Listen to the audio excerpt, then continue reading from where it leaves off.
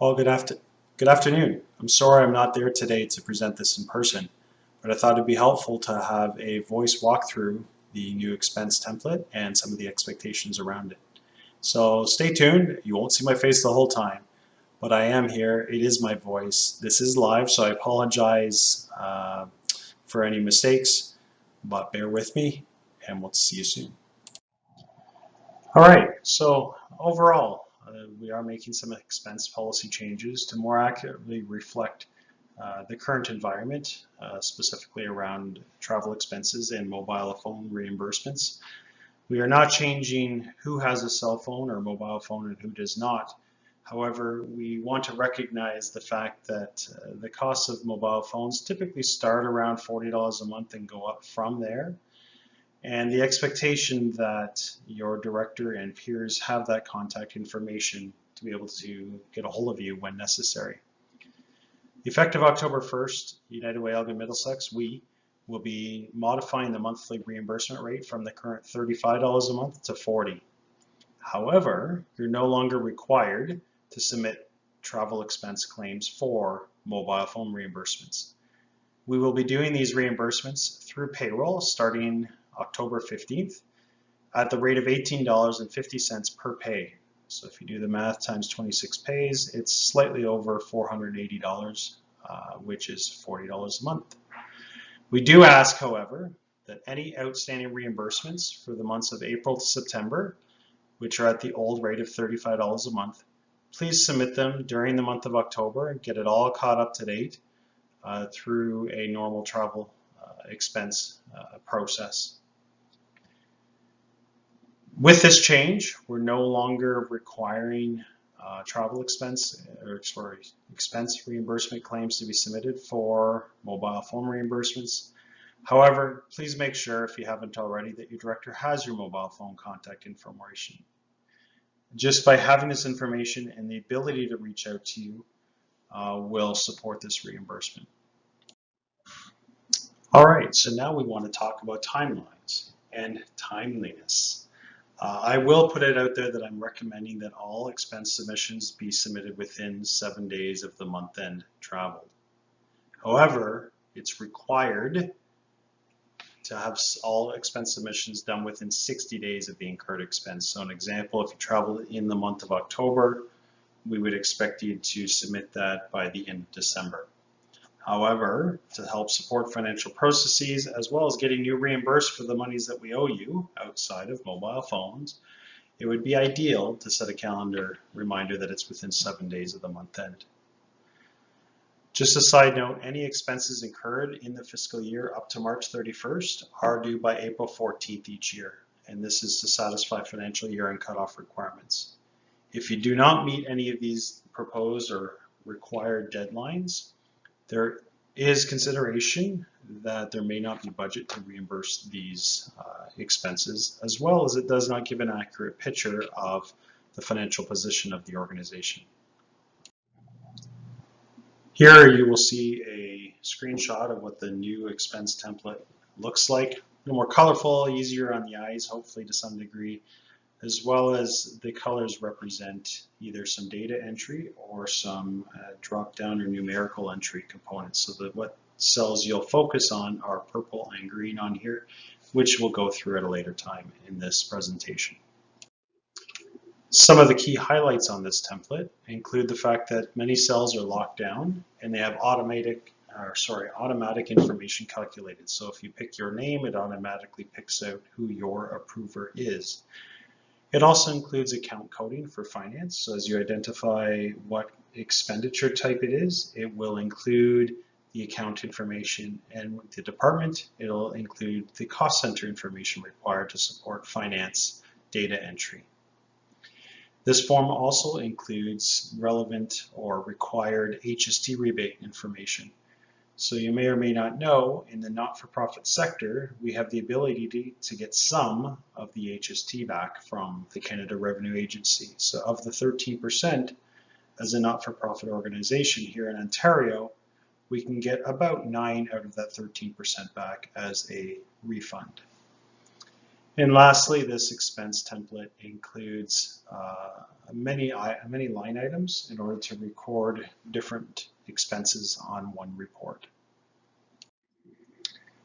Specific areas that include drop-down details are these four categories, being your name, department that you belong to, the category of the expense that you are claiming, as well as the cost center for that related expense.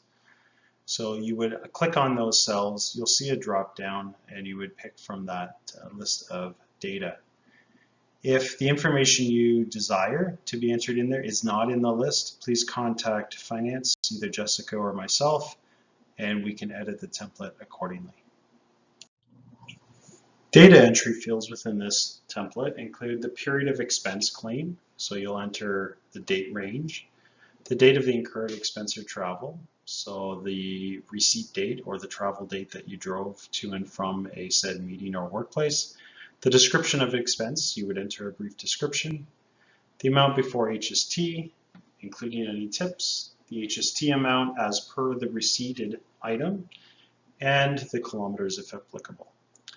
I do ask you to use a separate line for expenses versus kilometer claims. So that is the example where you travel somewhere, but you also paid for parking or bought a meal. I would ask you to do one line for the mileage and a separate line for the meal or parking that's related to it. This allows us to make sure that we're capturing the proper HST components, as well as if the coding is different, we can identify that on each line. So I want you to consider this information because we'll walk through a short sample of how to enter the expense template. So let's assume September 27th, Jessica traveled 100 kilometers for a visit to a workplace. She also incurred a $10 meal as supported by her director, plus $1.30 in HST and a $2 tip. September 28th, she purchased some meeting supplies, groceries, totaling $50, including only $1.50 in HST. We will move to the next slide. All right, so we have this example I want to walk through. So Jessica opens the expense template. She'll start with saving the file in a local position where she knows where it is for submission. She will go to the name and find her name within the drop-down list. She will also go to the department and indicate the default department. Okay. The date submitted is set automatically to be the date that you're completing the form. She's submitting this for the month of September 1st to the 30th of 2020. Okay, and you'll notice as you click through the fields, indicated recommended information is included for your consideration. She would then go down to the date of the trip, and we indicated in our example that she traveled on the 27th, and she traveled to a workplace, ABC, whatever workplace that is. In this case, it is a travel expense, so she'll go to category, indicate that it's travel, which will populate the accounting information. And she'll indicate what this is for. And maybe she was traveling for admin, maybe she was asked to go for resource development or another department. But in this case, I will select admin. And she traveled 100 kilometers, she said, round trip. You'll notice a bunch of information pulls up on the right-hand side. It calculates the 42 cents per kilometer, what HST is included in that, of which the organization can get a small rebate. So the far right-hand columns are information required to support the financial process. Next step is on the, also on the 27th. She purchased a meal en route to ABC. Apologize for the typing. Again, this is considered a travel expense. Okay, it is admin. And in this example, we said she bought a $10 meal plus the tip, and HST was separate at $1.30. So you'll notice the total claim, which should tie with the detailed / itemized receipt for $13.30, of which a portion is HST, some of it is non-HSTable. Very important to complete this information. Lastly, we have an example on the 28th where she purchased some meeting supplies for a Gen Next event, say. Okay. So in this case, we will go down to local meetings. We'll call this actually admin.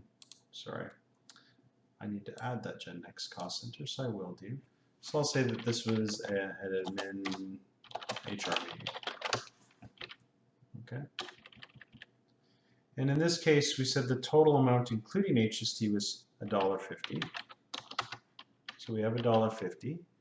So you want to make sure that the before HST amount is identified. The reason why this is important is because many times you buy groceries, and I'm sure you've noticed not everything is attracts HST. So we want to make sure it's identified properly on the expense submission.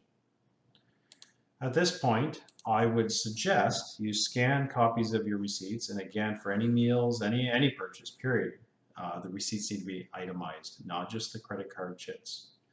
You would have a scanned copy or a photo of those receipts. You would also then go File. You can print or save as to a print PDF and save it as a PDF file. From that point, you can then open it in PDF, Adobe Reader, insert your signature as the person submitting in this cell here, and then send that PDF file with your signature and the scanned copies of receipts or photos of the receipts to your approver, which is indicated in the center, of which they can insert their electronic signature and submit over to finance for processing within 14 days after being received by finance.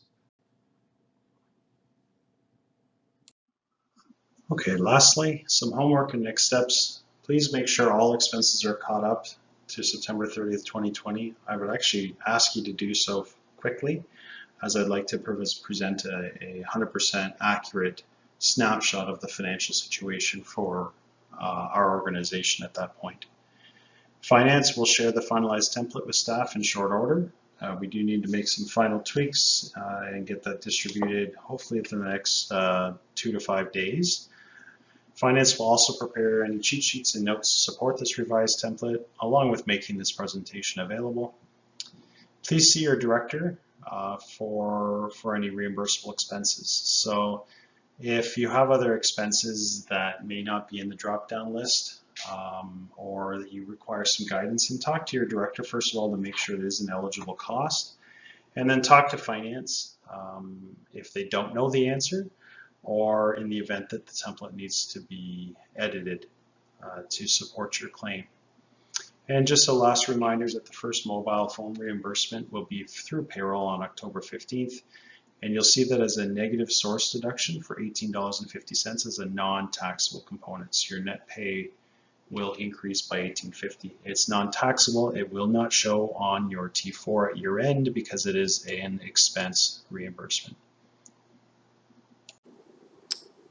Lastly, I want to say thank you for your time today. And again, I'm sorry I could not be there in person, but I'd like to open it up for any questions, again, of which either Kelly or other members of the SMT can respond to, or they will take notes and get back to myself, of which I will circulate any responses accordingly. Thank you so much, and hope to see you all soon.